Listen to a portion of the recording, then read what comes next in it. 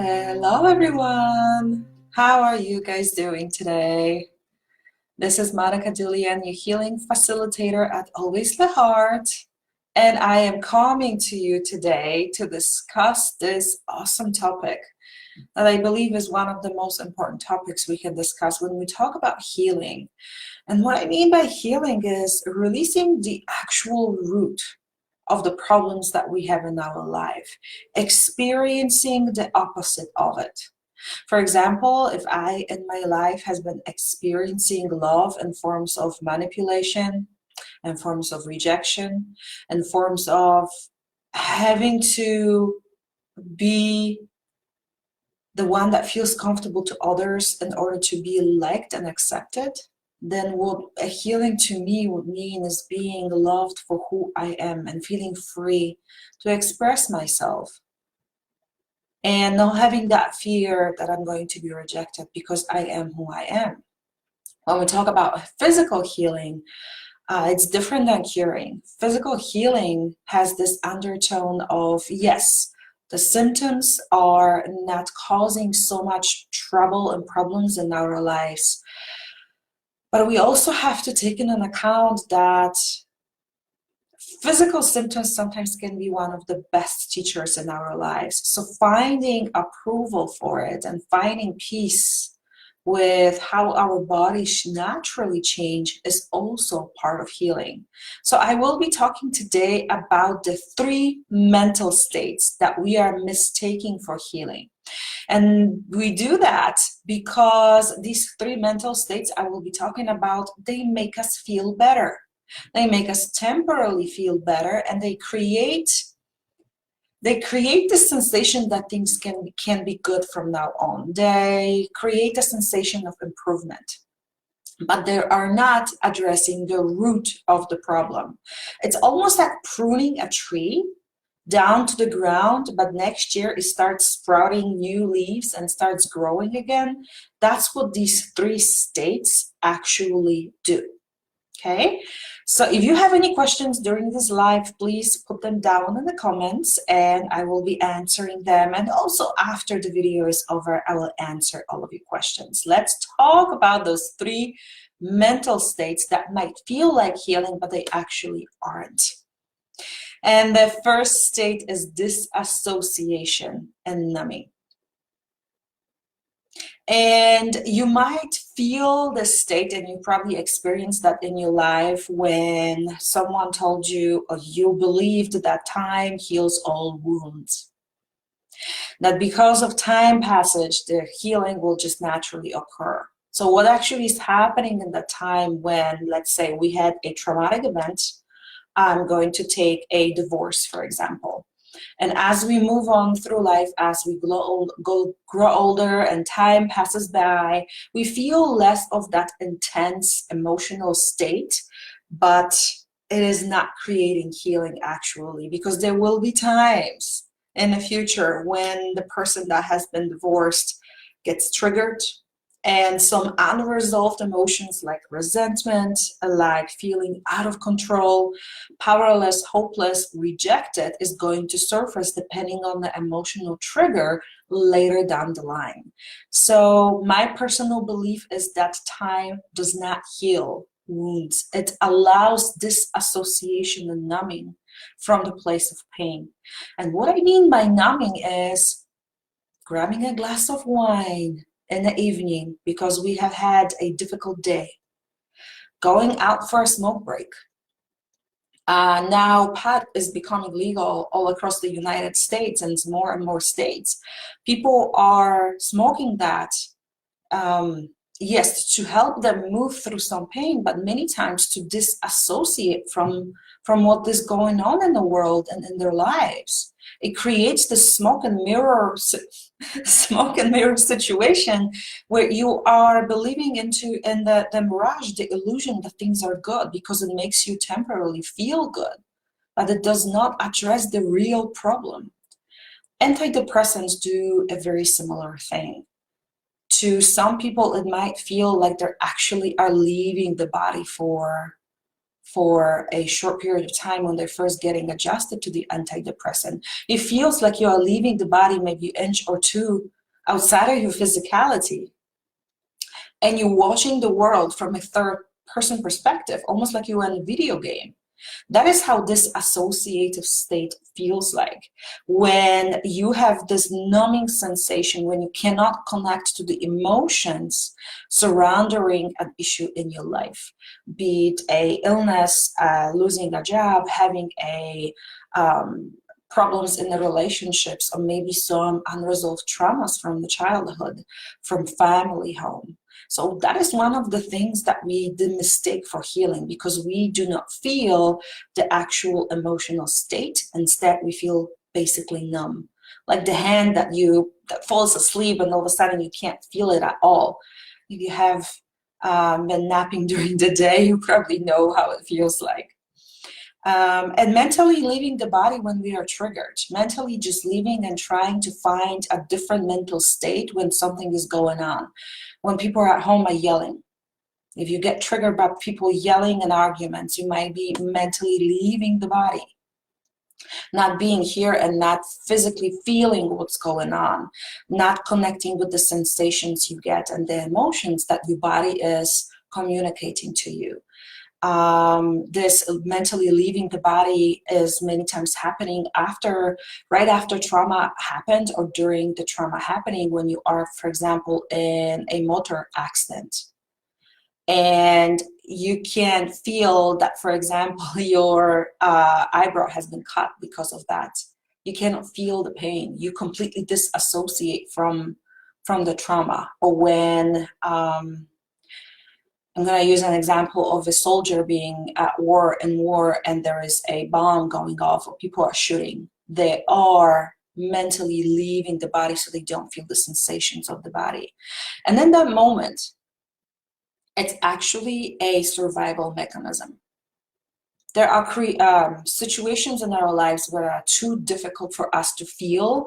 So what the body does is stands up for us and makes us feel safe by allowing this disassociation and numbing sensation to happen. And at the beginning, after something traumatic and very, very stressful happened, this can help people move through the next steps that are needed, maybe getting out of the fire, maybe running away from a dangerous situation. And I was speaking about antidepressants earlier. I'm not against antidepressants. I myself have been on them years ago. But if we are using this medication to manage our life for years without addressing the real root, then we are doing a little bit more damage than actual healing, because we cannot feel something, we cannot heal it. The rule number one to healing is you have to feel it, but you do not have to relive it.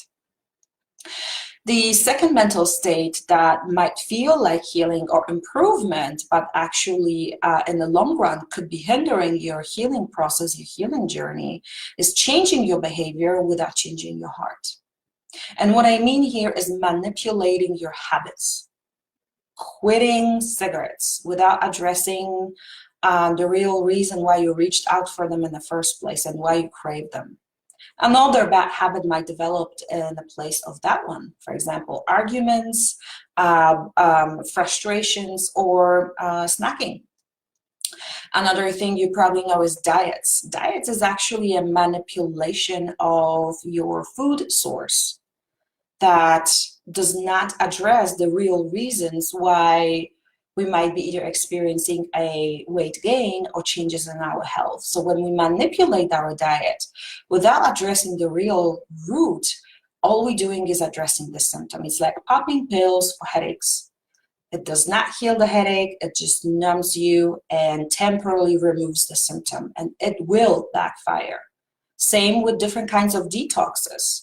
Digital detox and, for example, colonics. When we do that without addressing the real root reason and problem, we will be going for those detoxes forever. You might also know what it feels like when you are pushing through resistance, when you are, for example, afraid. or when you really don't want to do something, but you feel like you have to, and you force yourself to do certain things without being with yourself and finding out why you are afraid and what is it that you are maybe really needing at the moment. Connection, being seen, asking for a hug, and showing your vulnerability.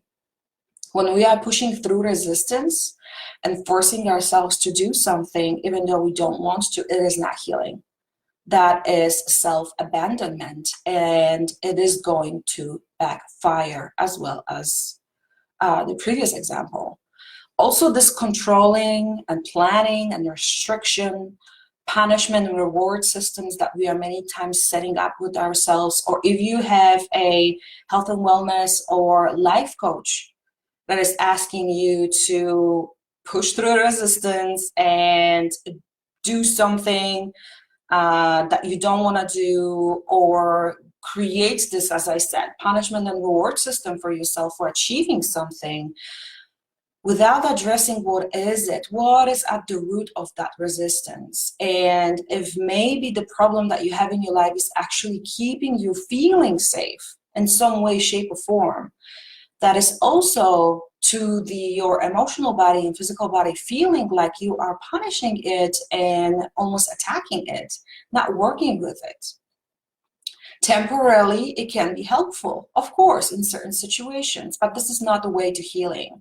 So if you are changing your behavior without changing your heart, without changing the emotions and thoughts behind certain patterns, doesn't matter what it is, then you are not really serving yourself, and you are not working with all of the parts of yourself.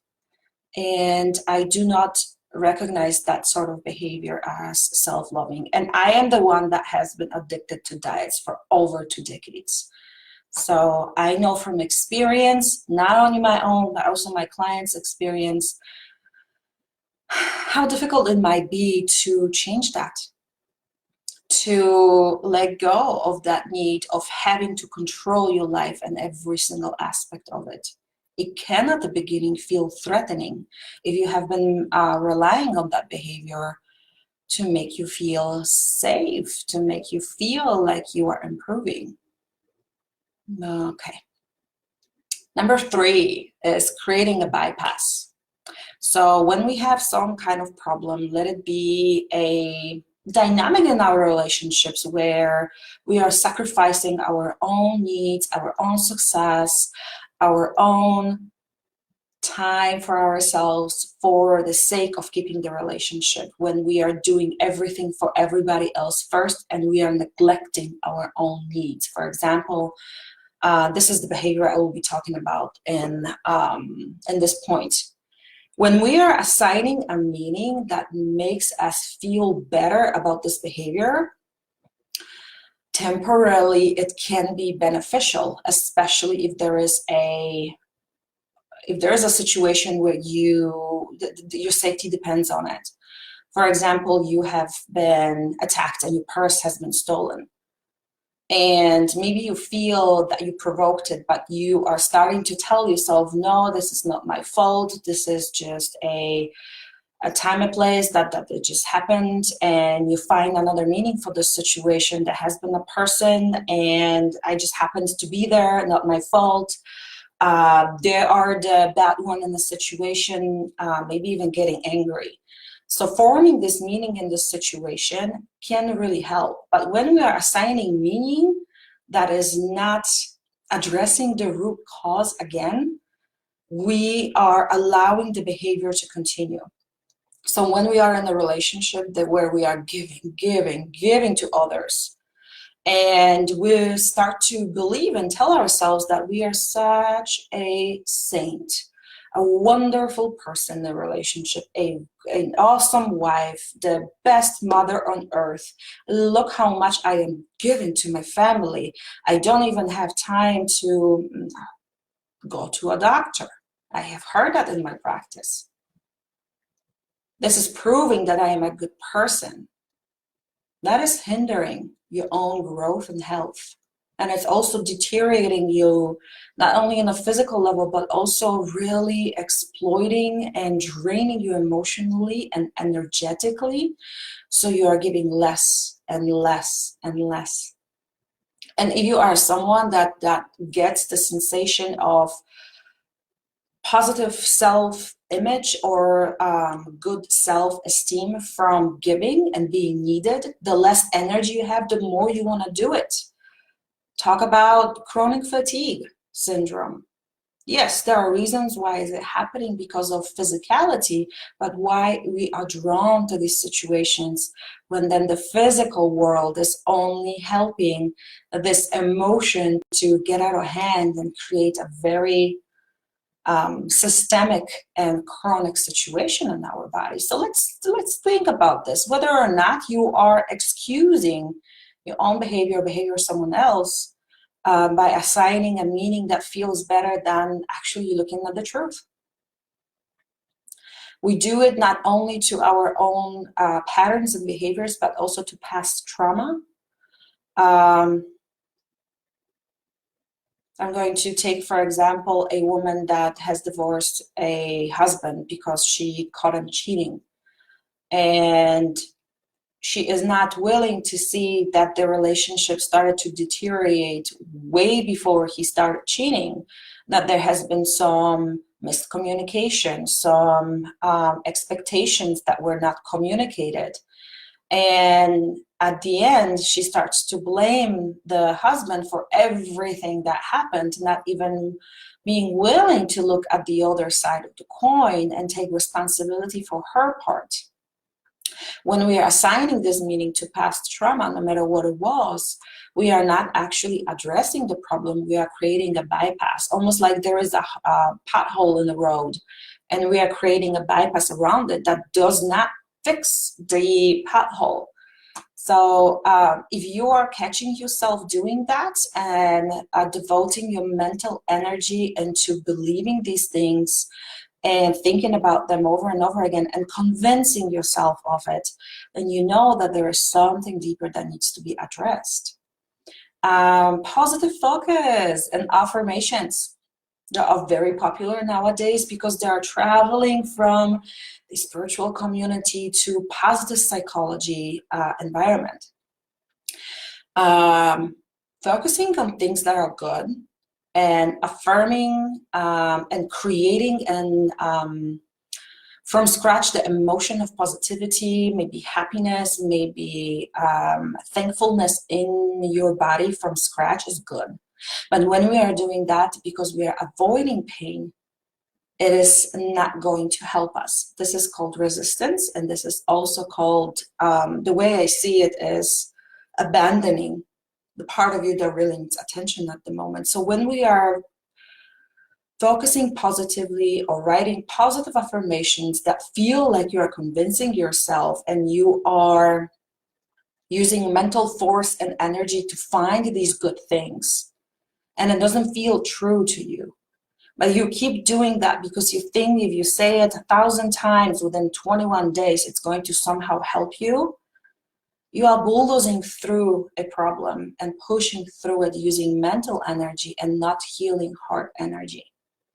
And I have been someone who has been doing that in the past, telling myself how awesome my life is when I felt completely hopeless, powerless, and out of control. When I have been feeling almost at mercy of other people, but I was trying to wake up this feeling of I am powerful, I am in charge, my life is awesome, I'm so grateful that this and this happened when it didn't. Deeper work needed to be done. There are times when positive focus is good, especially when you are milking a situation, when something good happened and you are reaffirming that this is fantastic, I achieved it, and I intend to create more situations like this in my life. Or when you are opening yourself up through affirmations, when you say, I am so ready to experience this and that in my life, and I can't wait when it happens. It feels different than telling yourself that your life is awesome when it's actually complete crap. And this is about your personal perception, not about how it looks from the outside, how you feel. Also blaming others. It feels good to blame others and tell them that they need to take responsibility for the actions and that my life is like this because of my mother didn't love me, my father was never at home, my siblings made me this black sheep in the family, no one liked me in school, my boss is terrible to me, and I am the one that always gets a lot of work and someone else is on a pedestal at work. From your perspective, it might feel true, but blaming others for your problem has never worked before. So I am once again asking whether or not maybe you are avoiding taking personal responsibility for your own part, staying in a relationship for too long, not setting the boundaries in a way that are harmonious with others, but also support you as an individual in your expression. And we don't do that because we do not feel safe doing that. There is a threat of being rejected, of being abandoned. And this is something that I am working with my clients on, where we create the sensation of, we bring this sensation and we heal this root, the fear of change, but bringing the resolution and solution and completion of the past emotional distress that created that belief. So if you are someone that is afraid to be rejected by others by being yourself, you are in the right place. And I am really hoping that this information helps you and opens you up to new possibilities of healing. So let's talk a little bit about how does healed trauma look and feel like really. If it's not disassociation, if it's not creating a bypass, if it's not changing the behavior forcefully in a controlling way, then how does it really feel like? From my own experience and from my practice, what I am hearing from my clients, what I came to learn through my experiences and as a trauma release practitioner, these are the 7 characteristics of something really changing for better in a healing way. The memory of the past stressful event remains. Let it be that divorce and let it be someone from family passing. But the emotional stress is gone. Think in terms of feeling neutral, peaceful, and calm. So you do not have this tightness and the sadness active in you when you think about the memory of a trauma. And if you do not remember the trauma, I also work with that in my practice. We don't really need to know what happened, just how it made you feel. Number 2, the survival mechanisms are deactivated. So you no longer have the need to fight, to hide away, and to run away when you think about a certain situation that you wanted to heal. Maybe a relationship with someone, maybe a relationship with money. And when we are working with the physical body, the physical changes become less and less effortless. They happen on their own. There is this spontaneous release of symptoms, especially pain. You do not have to do all that and manage it all the time. You can also approve of the past. So there is no more blaming, regrets, bitterness. What happened in the past happened, and I cannot change it. I am moving on with a light heart, not with regrets and feeling heavy. Number 5, you have access to more resources, internal resources, such as curiosity, openness, connection, feeling empathy. These are the resources that you will start feeling, not think about, feeling when you really heal past emotional stress. You also become more self-aware and feel closer to yourself, more whole. You do not have to control yourself anymore. You do not have to force yourself to do or not do a certain thing. And number 7, you do not have to manage or avoid your triggers anymore. So if you have been triggered by a certain person, certain smell, certain situation, or thinking about something in the past, that's not for me. You do not have to do it anymore because it's not triggering a state of danger in you anymore.